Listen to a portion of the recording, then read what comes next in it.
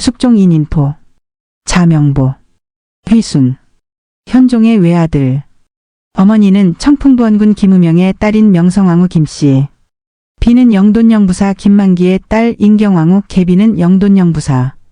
민유중의 딸 인현왕후 제2계비는 경은부원군 김주신의 딸 인원왕후.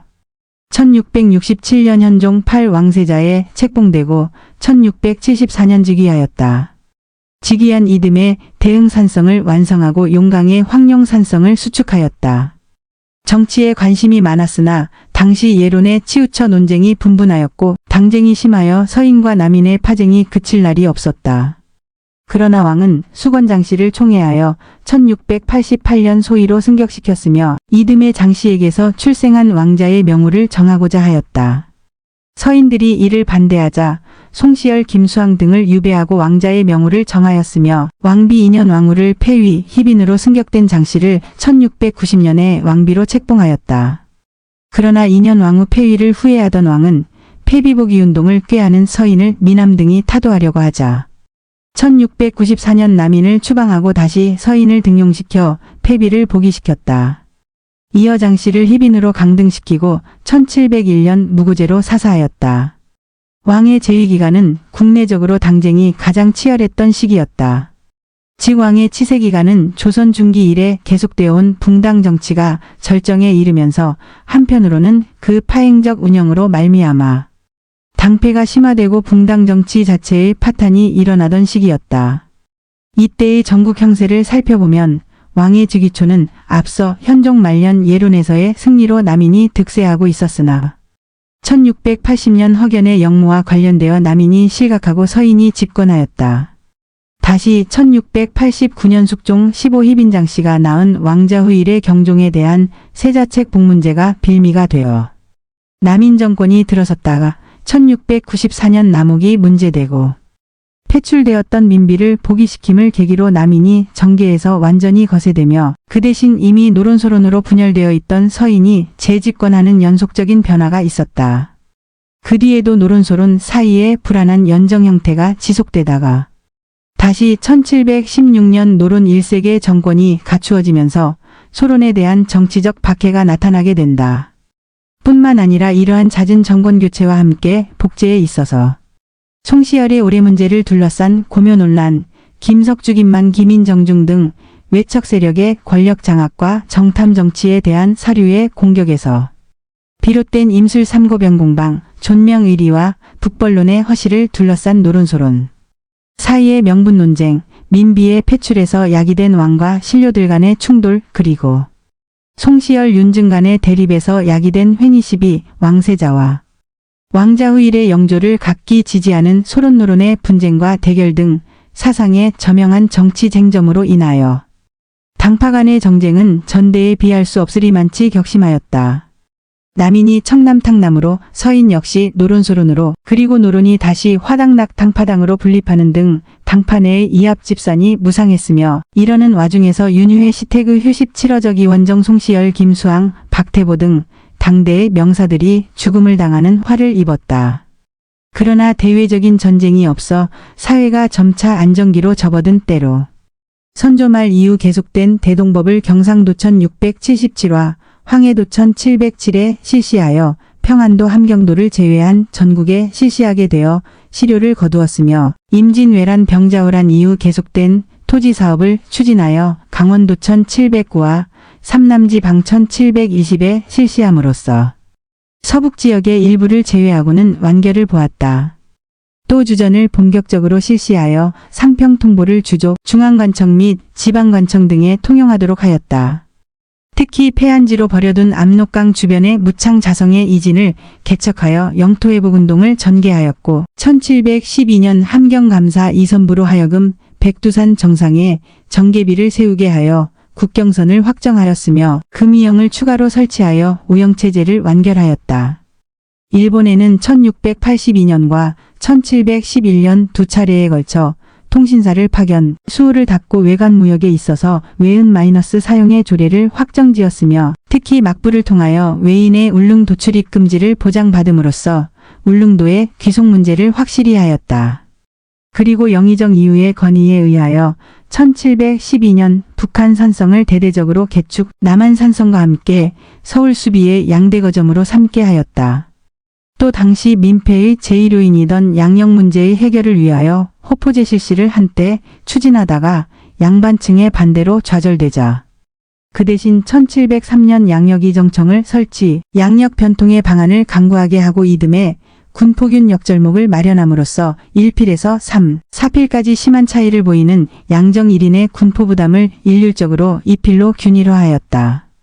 이와 함께 성산문 등 사육신들이 복간되며 또 노상군을 복위시켜 단종으로 묘를 올리고 소현세자빈으로서 폐서인되었던 강씨를 복위시켜 민회빈으로 하는 등 주로 왕실의 충역관계를 왕권 강화의 측면에서 재정립하는 작업이 이루어졌다. 이런 분위기 속에 300여 개소의 서원사후가 건립되고 131개소가 사액되는 남설현상이 나타나기도 하였다. 또 제2기간에 선월록 대명집례 등이 간행되었고 대전 송록 신증 동북 여지 승남 등이 편찬되었다. 능은 명능으로 경기도 고양시 서울릉에 있다. 숙종의 정치 김흥순. 숙종 이전엔 공존 붕당 정치로 그나마 견제와 균형을 이뤘다. 그러나 숙종의 황국 정치로 한쪽이 권력을 독점하면서 균형이 깨졌다. 왕이 전국을 주도하기 위해 선수로 뛰어든 일은 이전과 크게 다른 점이었다. 숙종은 붕당 정치를 죽임의 정치로 만들었다. 숙종이야말로 어떻게 보면 사색 당파가 판치고 당쟁으로 매일을 지새는 조선에 알맞은 왕이다. 조선 후기의 역사를 관통하는 중요한 주제의 하나는 파벌 싸움 당쟁이다. 당쟁은 국정운영, 사상적 지향, 교류, 혼맥 같은 인간관계에 이르는 여러 현상의 향배를 결정한 핵심 요소였다. 지금도 똑같다. 숙종시대와 무엇이 다른가? 편가름과 거기서 기인한 갈등은 인간의 숙명이다. 거기에 부정적 요소만 있는 것은 아니다. 발전의 한 원동력은 차이와 논쟁이다. 일치된 사회는 포갑적 전체주의와 멀지 않다. 조선 당쟁은 일단 자연스러운 현상으로 받아들일 수 있다. 핵심적 문제는 그런 편가름과 갈등이 어떤 요인으로 발생했고 어떤 과정과 결과로 이어졌는가 하는 측면이다. 정치사적 측면에서 숙종의 치세를 요약하는 단어는 환국이다. 정치적 국면의 전환이라는 의미의 그 표현은 당파의 교체와 정책의 변화, 임명의 처분 등을 수반했다. 오히려 솔직하게 숙종처럼 못하는 지도자가 바보일 수도 있다. 숙종은 조선 19대 국왕이다. 그는 국임이 없는 왕이었다. 왕위 계승의 정통성에 아무 흠결이 없었다. 1661년 즉위 3년째인 현종 2년의 맏아들로 태어났고 어머니는 정비인 명성왕후 김씨였다. 왕과 정비의 맏아들로 태어나 왕위에 오른 조선의 왕은 숙종에 앞서 단종 정도였다. 조선의 왕 대부분은 왕의 맏아들이 아니었다. 어머니는 정비가 아니었다. 심지어 아버지가 왕이 아닌 경우도 있었고 어머니가 궁녀인 경우도 있었다. 숙종은 뛰어난 정치력을 갖추고 있었다. 1674년 아버지 현종이 갑작스럽게 죽자 13살에 왕위에 올랐고 바로 친정 직접 통치를 했다. 조선에서 10대에 즉위한 왕은 많았지만 대부분 할머니나 어머니의 수렴청정이나 고명 대신에 섭정을 거쳤다. 성종, 명종, 선조, 순조, 헌종, 철종, 고종이 그랬다. 그러나 타고난 왕인 숙종은 그 과정을 건너뛰었다. 숙종은 제2기간도 46년으로 아들인 영조 52년 다음으로 길었고 업적도 많았다. 그는 세자 시절 낙주구유를 마시다가 송아지가 우는 소리를 듣고 불쌍한 마음에 먹는 것을 그만두었다는 기록이 있을 만큼 본래 부드러운 성격이었으나 한번 화가 나면 걷잡을 수 없을 정도로 신경질을 내는 유전자를 가졌다. 때로는 극단적 행동도 곧잘 취했다고 한다. 이러한 울화병은 영조, 사두세자, 정조까지 이어졌다. 조선 왕실 제1의 애묘가는 숙종이다. 요즘 말로 하면 고양이 집사다. 숙종은 부왕인 현종에 능해 참배하러 가던 길에 노란 털을 가진 굶주린 고양이를 발견하고 금덕이라 이름 붙여 애지중지 키웠다고 알려졌다. 털이 황금색이라서 손수 금덕이라는 이름도 지어주고 궁에서 정성껏 보살피는데도 불구하고 금덕이는 새끼를 낳고 얼마 지나지 않아 세상을 떠났다. 숙종은 금덕이가 낳은 새끼를 금손이라 부르고 정성을 들였다. 간송미술관의 소장품인 김홍도 작품 황묘농접이 그 고향이라는 말도 있다. 전해 내려오는 이야기로는 숙종이 식사를 할 때도 직접 고기 반찬을 덜어 먹이고 정물을 볼 때도 항상 금손이를 옆에 두곤 했다. 숙종은 겉으로는 숭유ok불 정책에 따라 불교를 탄압하면서도 미타사 불사에 참여했다. 후궁이었던 소의 유씨 1707의 극락왕생을 발언하고자 왕실에서 지원해 주었다고 한다. 숙종의 한자숙에서 이 사람의 정치 스타일이 보인다. 정치적 국면 전환이라는 환국의 의미는 당파의 교체와 정책의 변화, 임명의 처분 등을 수반했다.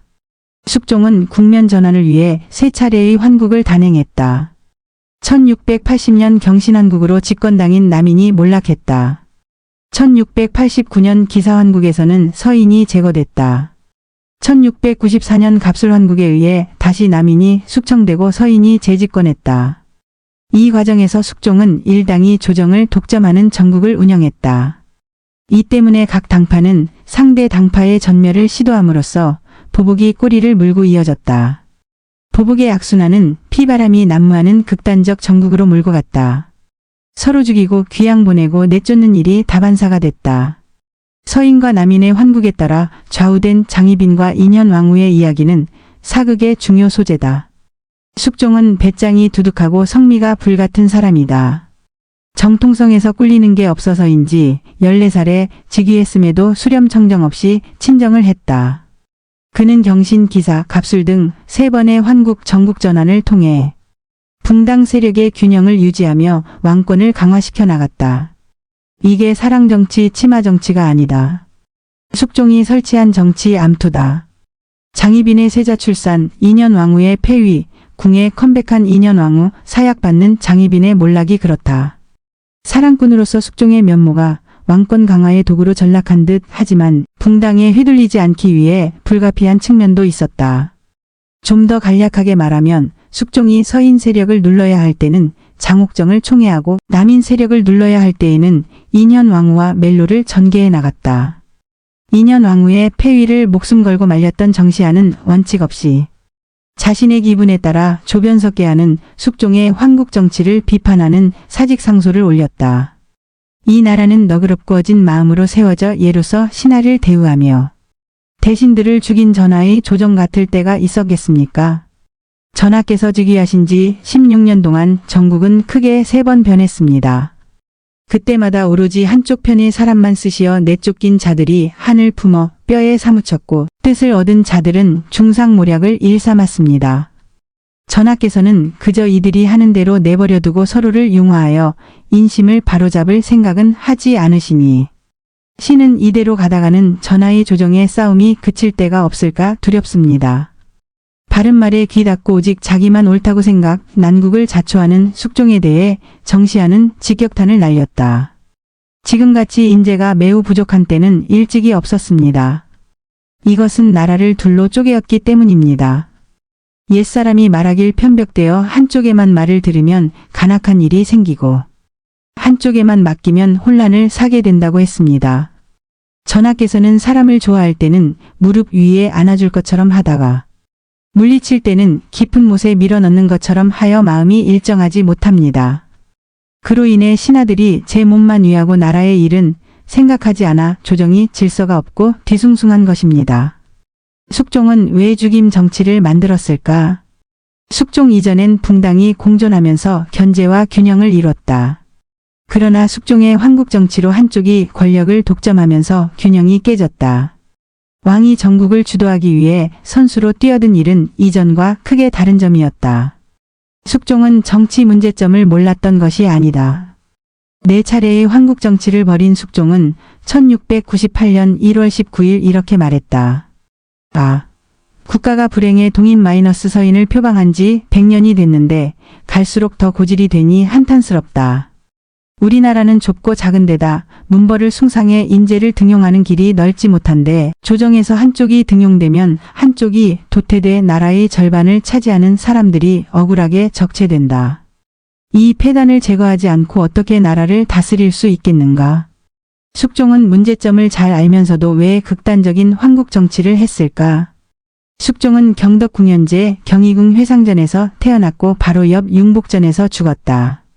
태어난 경희궁을 고향 집처럼 생각했던 것 같다. 그래서 재위 기간에 여러 차례 경희궁에 와서 지냈다.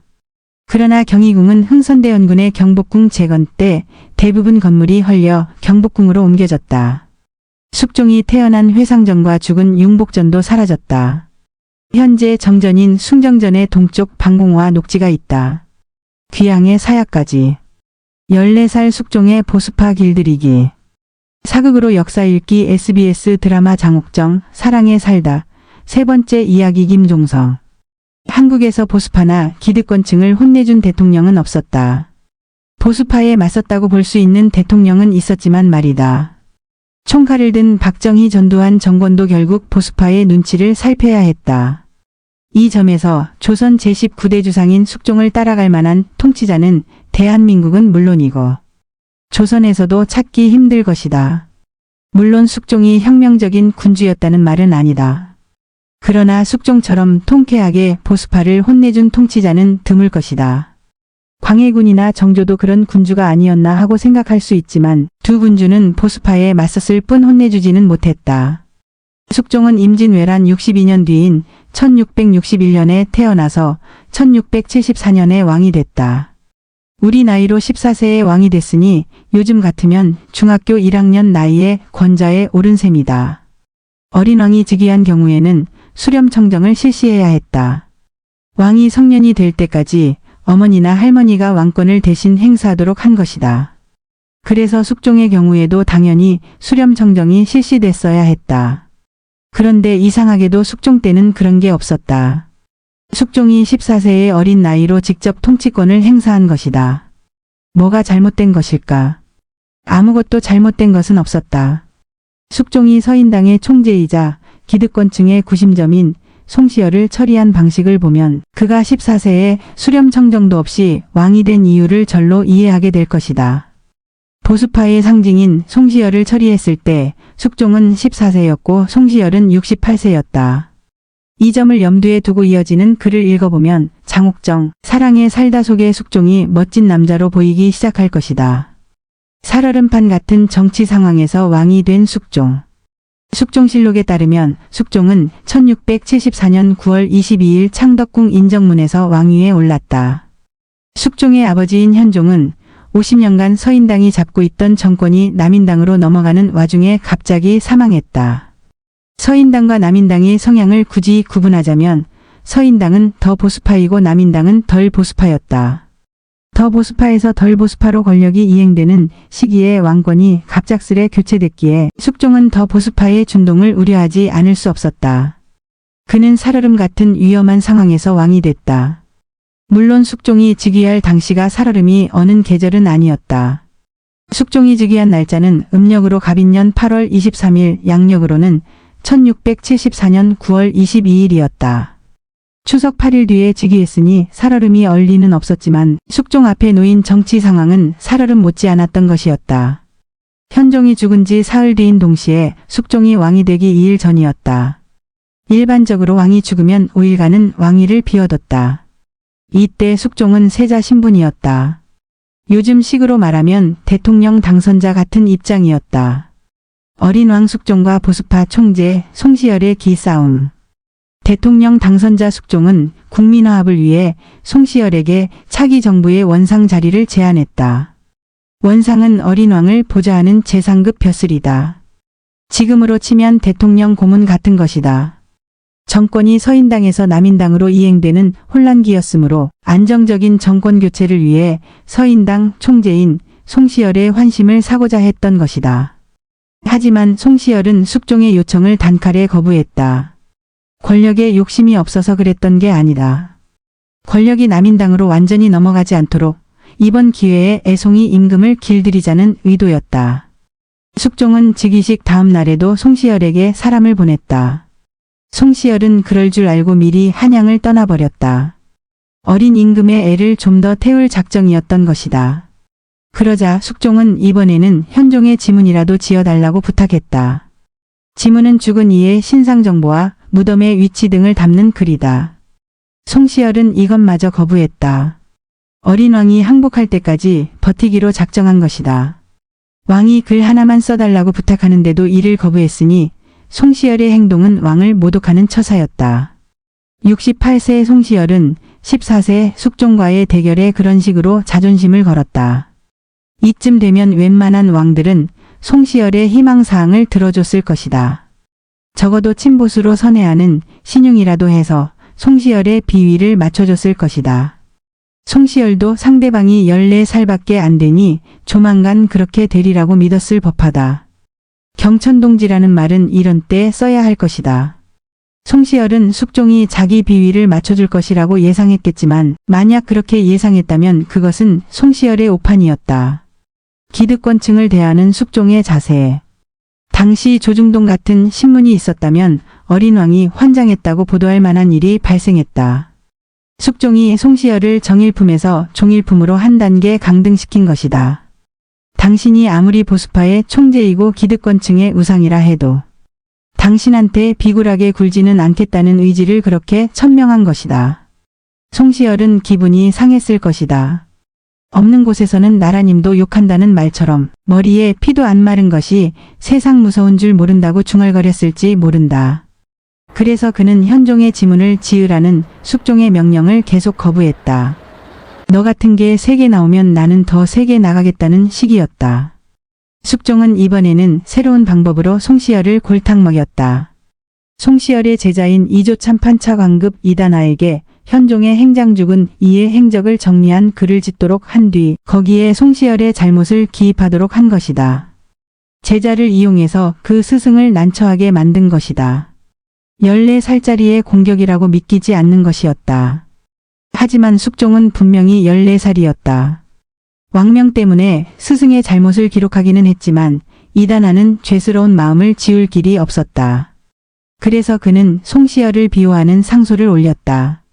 그러자 14세 숙종은 40세 이단아에게 스승이 있는 것만 알고 임금이 있는 것은 모르는구나라며 이단아의 감투를 벗겼다. 관직을 빼앗은 것이다. 뒤이어 보수파 선비들이 상소 등을 통해 송시열을 옹호하자 숙종은 그들을 귀양 보내거나 꾸짖는 방법으로 억눌렀다. 기득권에게 사약 내린 왕이 무능하다고?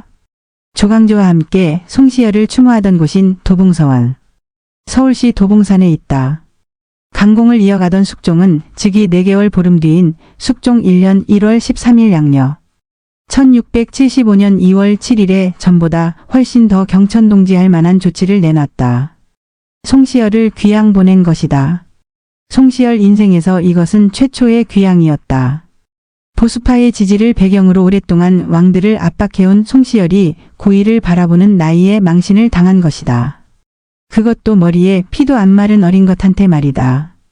천주교 추기경보다 더 높은 권위를 갖고 있던 송시열이 형벌을 받게 됐으니 이것은 당시로서는 대단히 충격적인 일이었다. 이런 사건을 일으킨 장본인이 10대 중반의 신임 왕이었다는 것은 훨씬 더 충격적인 일이었다. 숙종을 어리다고 얕본 송시열로서는 이게 무슨 일인가 하고 참담했을 것이다.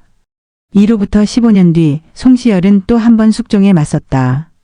숙종이 장옥정 장희빈의 아들인 경종을 세자로 책봉하려 하자 이것을 극력 반대했던 것이다. 그러자 숙종은 이번에는 가차없이 사약을 내렸다. 보수파들이 하늘로 떠받드는 송시열의 입안에 사약을 쏟아 부은 것이다. 기득권층이 존경하는 보수파 총재를 이렇게 함부로 다룬 왕은 찾기 힘들 것이다. 아니, 숙종은 부인네들의 치마폭에 휩싸인 무능한 왕이었다고 하던데라고 생각하는 독자도 있을지 모른다. 하지만 이런 이미지는 서인당 출신인 김만중이 지은 사시남정기란 소설에서 비롯된 것이다. 실제 숙종은 소설 속의 숙종과 정반대였다. 물론 숙종은 혁명적이거나 혁신적인 군주는 아니었다. 하지만 숙종처럼 기득권층을 혼내준 군주는 찾기 힘들다.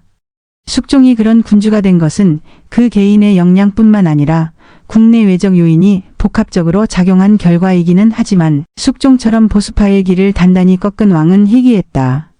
숙종처럼 미친 척하고 보수파에 맞설 대통령을 갖는 것은 이루어질 수 없는 꿈인 것일까. 취임한 지 얼마 되지 않아 보수파의 수족이 돼가는 듯한 62세. 박근혜 대통령을 보면서 즉위하자마자 보수파에 망신을 준 14세 숙종 임금을 그리워해 본다. 현실에서 그런 왕을 만나기 힘들다면 사극에서라도 그런 왕을 만나고 싶다.